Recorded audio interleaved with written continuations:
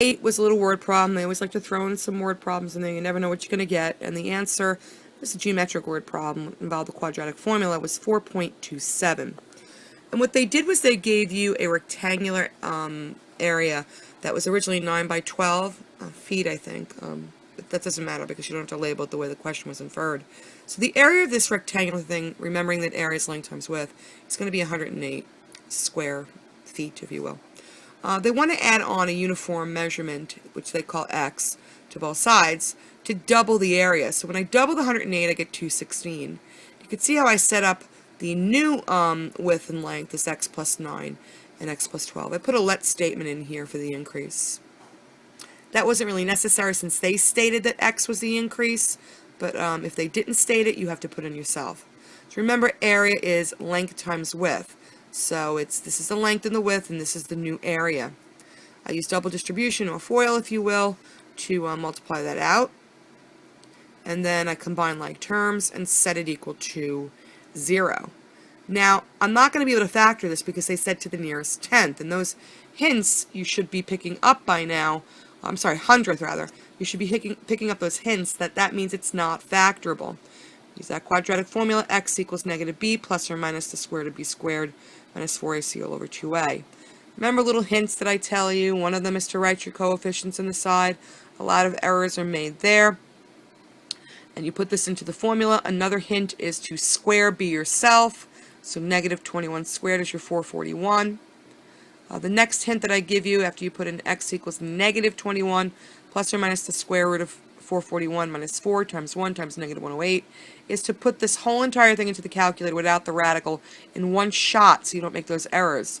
We got that 873, that discriminant underneath the radical. Since it is a round to the nearest hundredth, at this point we break it up to negative 21 plus radical 873 over 2, negative 21 minus radical 873 over 2, and I put that in the calculator, getting 4.27, and this is negative 25 and change. Now, you don't always reject negatives. This just happens to be a geometrical concept. It's length, so length would not apply. So rounding that to the nearest hundredth, we get our 4.27.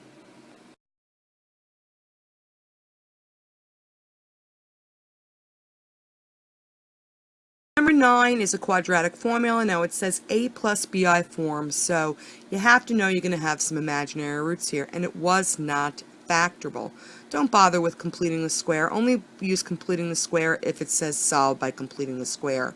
So the answer to number 9 was x equals 1 plus or minus I rad 6 over 3.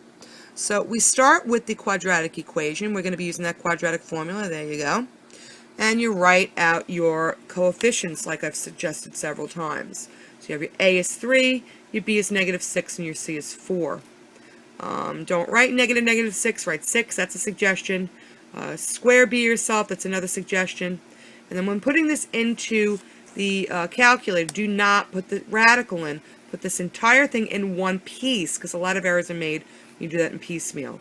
So you can see we got that negative under the radical, which makes me happy because they said a plus bi form. So we have to simplify that radical negative 12, break it up by perfect, non-perfect. Yes, negative is perfect because the square root of negative 1 is I. So when I do the square root of negative 4, I get 2i, radical 3. Now make sure your mode is on a plus bi mode, which you can change in your mode feature on your calculator. Type that in, and it'll be equivalent to know that you did it correctly. Bring that back, and now it has to go into a plus bi form, so you have to break it up. So I say pretzel it, if you will. 6 over 6 plus or minus 2i radical 3 over 6. That would have gotten you almost full credit. You do have to simplify it for that other credit. 6 over 6 is 1. It's not 0, it's 1, people. Plus or minus, and 2 over 6 is 1/3 or just over 3. If you put the 1/3 there, it's fine. So you could leave it in conjugate form or you could break it up. Now, number 10, the answer to the nearest tenth was 0.4 and 5.6. I did indicate that I wanted you to change this to simplest radical form on the snapshot. So you should re-practice this in simplest radical form because I didn't give you any practice on that. That's a popular one in the Regents. Now, if we're using the quadratic formula, it's, and I wrote right there, so, you don't have to divide everything by 2. I just chose to divide everything by 2 to make my numbers a little smaller, but you could have put in a equals 2, b equals negative 12, and c equals 4, and it would have worked beautifully as well. I write my coefficients over here.